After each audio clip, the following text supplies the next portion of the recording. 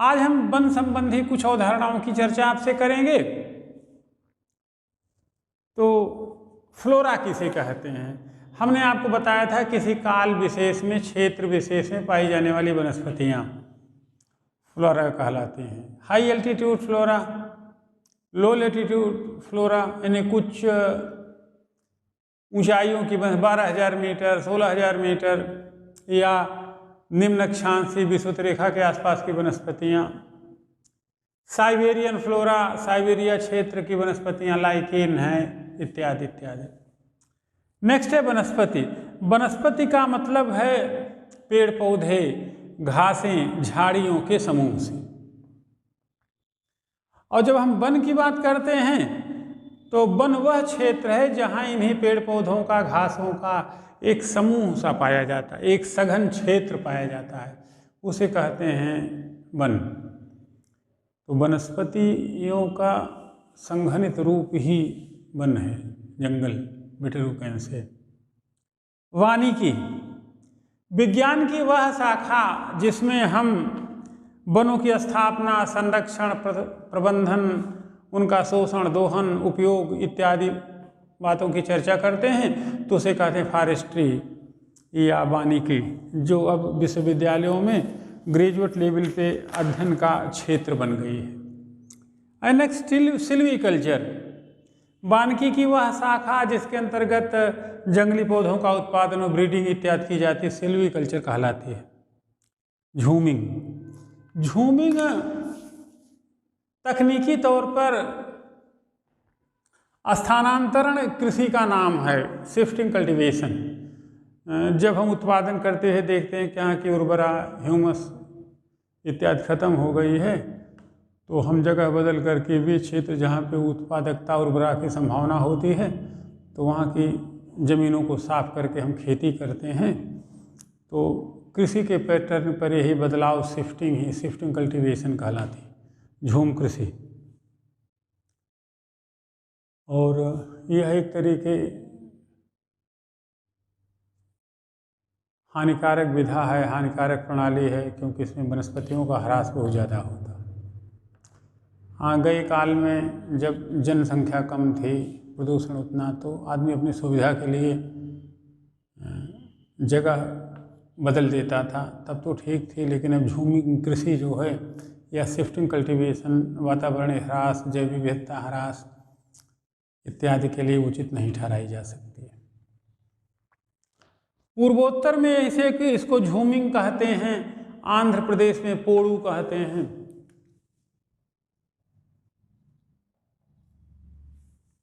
इसके बाद मध्य प्रदेश में इसे धाजा कहते हैं, धाजा। यहाँ से मैचिंग का क्वेश्चन कहाँ मिलेगा? उड़ीसा में इसी को दाही कहते हैं, jhuming. In North East, podu in Andhra, dhaja in MP and dahi in Orissa. Orissa नाम आए तो कोणार्क का स्वर्ण मंदिर, पुरी, इसके बाद चांदीपुर, चिल्का झील, नंदन कानन वन, भुवनेश्वर, कटक, खुर्दा, लिंगराज मंदिर भुवनेश्वर का, इन सबको भी दिमाग में रखें। आरक्षित वन, रिजर्व्ड फॉरेस्ट। देखें, जैवमंडल जो सबसे बड़ा पारिस्थितिक तंत्र है, वहाँ का नियम है कि खाद्य पदार्थों का चक्रण और ऊर्जा का प्रवाह, यही इकोलॉजिकल अप्रोच है, यही इकोसिस्टम का विचार है, अवधारणा है, कंसेप्ट है, यानी कि cycling of food material and flow of energy. तो इसे भी आप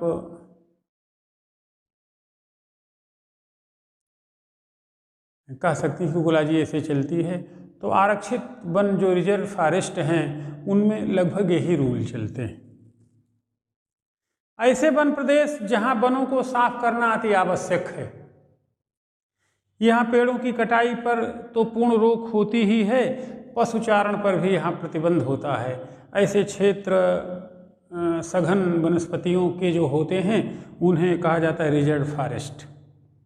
रक्षित वन, यह अपेक्षाकृत लचीली विचार है, लचीली अवधारणा है। रक्षित वन सरकारी देखरेख में उगने वाले वे वन कहलाते हैं जहां देखरेख के नियम कानून अपेक्षाकृत थोड़े सरल होते हैं, उदार होते हैं। यानी कि यहाँ पर आदिवासी बेल्ट के लोग या स्थानीय लोगों को चराई कटाई इत्यादि के अवसर उपलब्ध कराए जाते हैं। सामाजिक वानिकी, सामाजिक वानिकी अगर आपको हो, इंदिरा गांधी की सरकार याद हो तो जैसे आज बसों पे लिखा सर्वजन हिताय सर्वजन सुखाय सबका साथ सबका विकास, ये भारत की दुर्गा शक्ति नेता या बोल्ड नेता जिन्हें अटल बिहारी वाजपेयी ने तत्समय दुर्गा की उपाधि दी थी, काली की उपाधि दी थी, कठोर व्यक्तित्व की नेता, विशिष्ट व्यक्तित्व की नेता, उन्होंने भी अपने समय में एक विजन दिया था, गरीबी हटाओ। अनुशासन ही देश को महान बनाता है, दूरदृष्टि, कड़ी मेहनत, अनुशासन, ऐसे नारे थे। तो इंदिरा गांधी के समय में ही सामाजिक वानिकी का नारा दिया गया था कि समाज के साथ वन भी फले फूलें। समाज की बेहतरी वस्तुतः वनों में ही सन्निहित है। तो इंदिरा गांधी के जो 20 सूत्री कार्यक्रम चले उसमें एक सोशल फॉरेस्ट्री का भी नारा था, समाज और वन का विकास साथ साथ हो, क्योंकि वन समाज को रोटी कपड़ा और मकान देते हैं। इस नाते समाज की जिम्मेदारी है कि वनों को भी जो है पूरी तरीके से विकसित किया जाए। प्रत्येक व्यक्ति यह दायित्व लेके एक पेड़ लगाए, बंजर जमीनों, ग्राम समाज की ज़मीनों, सरकारी ज़मीनों, खाली पड़ी ज़मीनों में, परित ज़मीनों में वनारोपण किया जाए। यही अवधारणा तत्समय 70 के दशक में सोशल फॉरेस्ट्री, सामाजिक वानिकी कही गई। एक है कृषि वानिकी। आप बचपन में देखे होंगे तो बहुफसली गन्ना भी है, उसमें किनारे किनारे अरहर भी लगा हुआ है।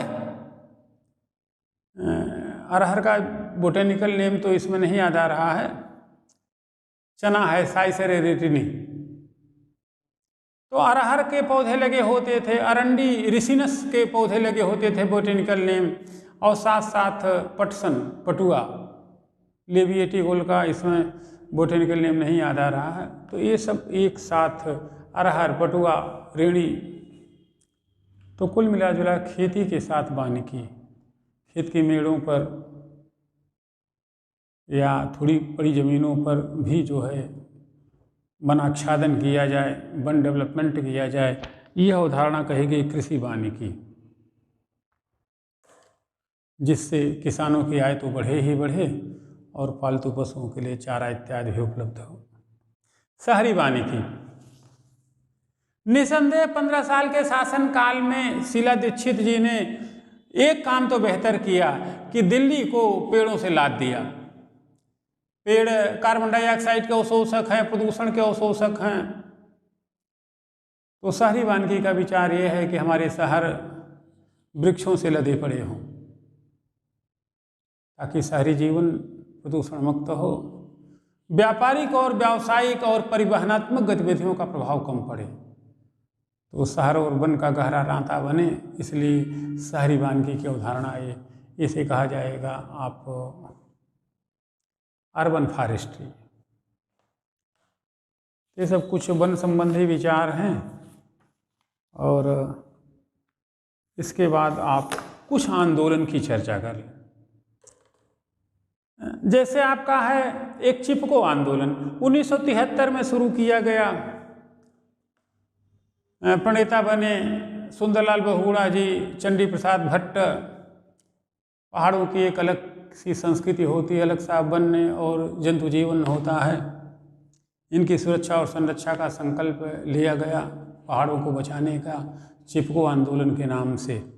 यानी कि हमारे वन, हमारे पहाड़ की शुचिता और पवित्रता बनी रहे। तो यह आंदोलन वस्तुतः जो पहाड़ों की सुरक्षा मजबूती के हेतु थे, इनको चिपक कर, यानी कि अगर ठेकेदार वन काटना चाहता था तो राजस्थान के खेजड़ी के वृक्षों की तरह पहाड़वासी, वैसे पहाड़ और राजस्थान का बड़ा नाता है। पहाड़ की जो जूसी बिरादरी है ये मोस्टली राजस्थान से ही आई है। तो ये पेड़ों को चिपक करके खड़े हो जाते थे, तदन रूप इसे चिपको आंदोलन नाम दिया गया। ऐसा ही आंदोलन दक्षिण भारत में शुरू किया गया पांडुरंग हेगड़े के द्वारा। तमाम हेगड़े नाम आपने सुना होगा, रामकृष्ण हेगड़े, पांडुरंग हेगड़े, अभी बीजेपी की नेता सुदेश या सुरेश हेगड़े, एक हीरोइन हैं पूजा हेगड़े। तो ये पांडुरंग हेगड़े द्वारा दक्षिण भारत में वनों को बचाने का जो आंदोलन चलाया गया उसे कहा गया एपिको आंदोलन। इसका उद्देश्य वनों के रोपण, विकास, उनके संरक्षण तथा विवेक सम्मत उपयोग को सुनिश्चित करने से भी रहा। शांत घाटी परियोजना यह केरल की बड़ी जो है वानस्पतिक समृद्धि का क्षेत्र है। तो सरकार एक जल उपयोजना चला रही थी बड़ी सी, जिससे इस शांति घाटी के वानस्पतिक परिवेश को खतरा उत्पन्न हो गया। आंदोलन चला, से कहा गया शांति घाटी परियोजना, और सरकार को योजना संबंधी अपने विचार बदलने पड़े। नर्मदा बचाओ आंदोलन, मेघा पाटकर आपको याद होगी। नर्मदा पे जल विद्युत परियोजनाएं इत्यादि या और आर्थिक परियोजनाएं लगाए जाने से नर्मदा के परिवेश को संकट उत्पन्न हुआ। नर्मदा आख्यानों की नदी हैं, अमरकंटक से निकलती हैं।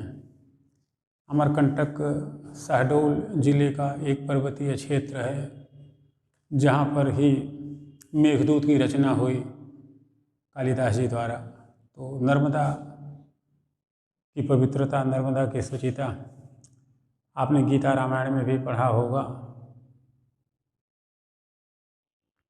आपकी शादी होती होगी तो शादी में पंडित जी पढ़ते होंगे, गोदावरी वेत्रवती च नर्मदा सा चंद्रभागा वरुणा से नदी कुर्वन्तु वह पूर्ण मनोरथम सदा।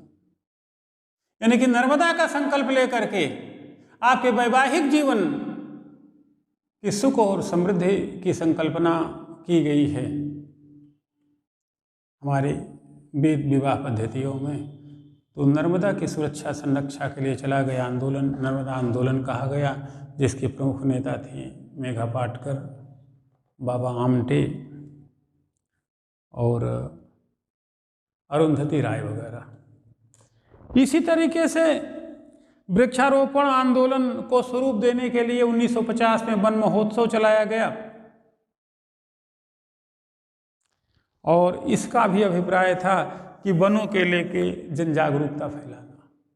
वैसो में गीता में भगवान कहते हैं अश्वत्थ सर्वक्षाणाम, वृक्षों में मैं पीपल हूँ, झसाणाम च मकरास में जलचरों में मैं मकर हूँ, स्थावराणाम हिमालय है, अचल वस्तु में हिमालय हूँ, मृगाणाम च मृगेंद्रो हम, पशुओं में सिंह हूँ, वैन्यतेश्च पक्षिणाम, पक्षियों में मैं गरुड़ हूँ, स्रोतसामस्मि जाह्नवी, नदियों में गंगा हूँ। तो यह हमारी जैविक और प्राकृतिक अजैविक विविधता की सुरक्षा और संरक्षा के संकल्प की बात है। इन आंदोलनों में ये मर्म स्वतः समाहित होते हैं, छिपे हुए होते हैं। इन बातों का प्रयोग आप निबंध में कर सकते हैं। इसी तरीके से एक प्रोजेक्ट आई हिमीकृत चिड़ियाघर, फ्रोजन जोन।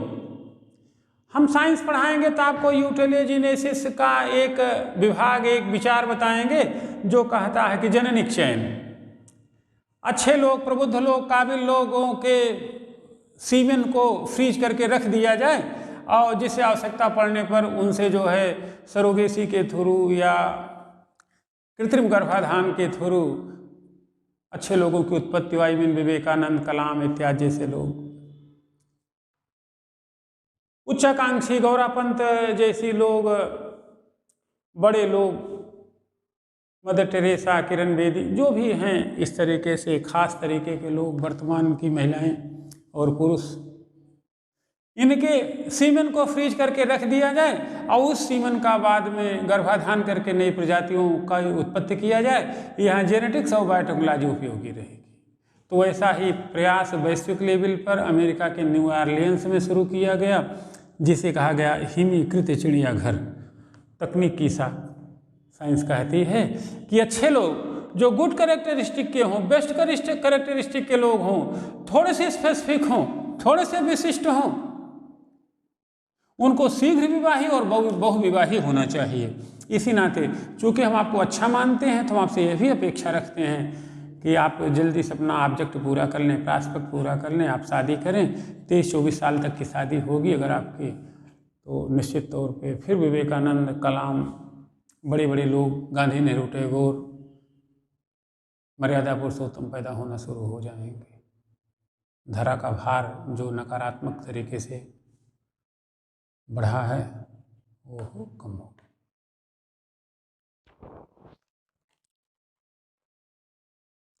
एक बात नोट कर लें, अपने ऐतिहासिक निर्णय में बौद्ध परंपराओं को सम्मान देते हुए सिक्किम सरकार ने कंचनजंगा पर पर्यटन तथा पर्वतारोहण पर प्रतिबंध लगा दिया।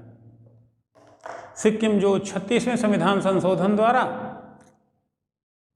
भारत गणराज्य में शामिल हुआ।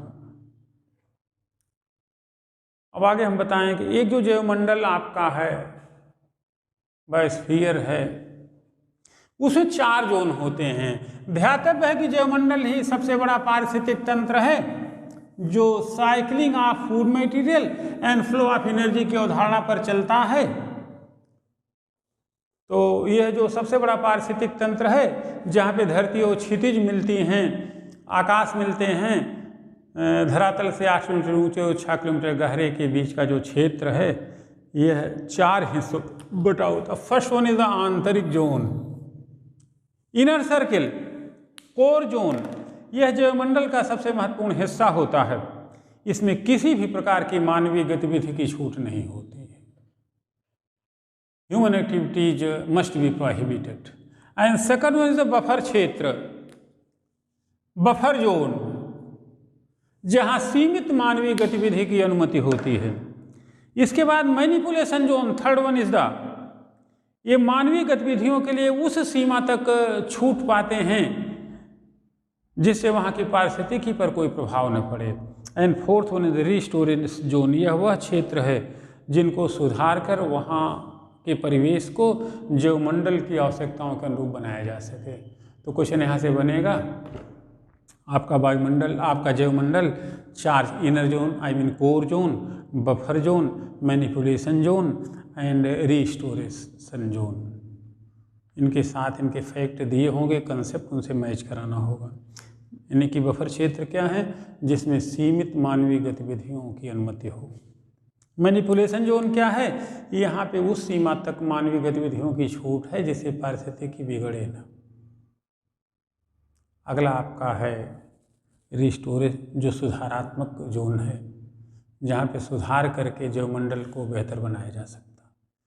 और फर्स्ट है आंतरिक जोन, जिसमें किसी भी प्रकार की मानवीय गतिविधि की छूट नहीं। अब नेक्स्ट टॉपिक हम देखेंगे, खतरे का सामना कर रही वन्य प्रजातियों का वर्गीकरण। तो इसमें I mean classification of wild life species which are in danger. Number 1, स्थानिक प्रजाति,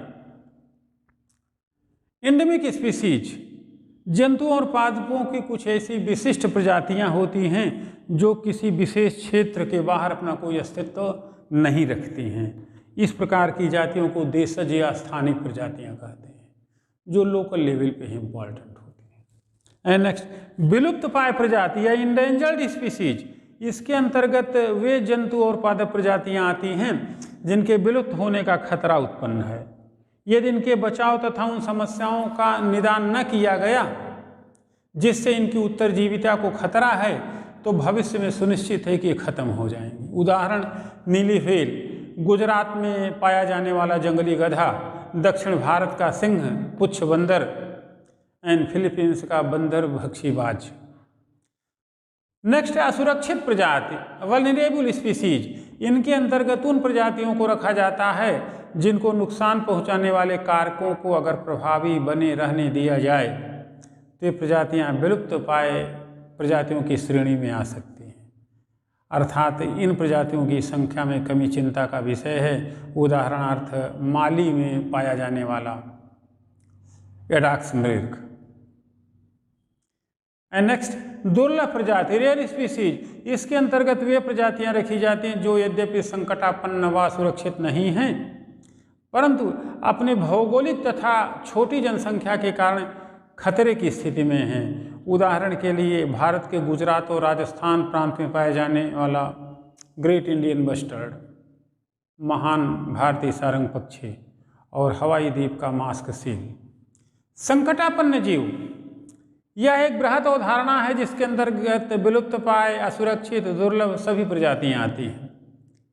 एंड नेक्स्ट विलुप्त एक्सटिंक्ट, जो खत्म हो चुके हैं, जैसे डायनासोर्स, यानी कि प्रकृति में आए कुछ बदलावों आपदाओं के थ्रू जिन प्रजातियों का अस्तित्व ही खत्म हो गया उन्हें विलुप्त प्रजातियां, एक्सटिंक्ट प्रजातियां कहेंगे। जैसे डायनासोर का एग्जाम्पल हमने दिया। इसी तरीके से मॉरिशस में पाए जाने वाला डोडो पक्षी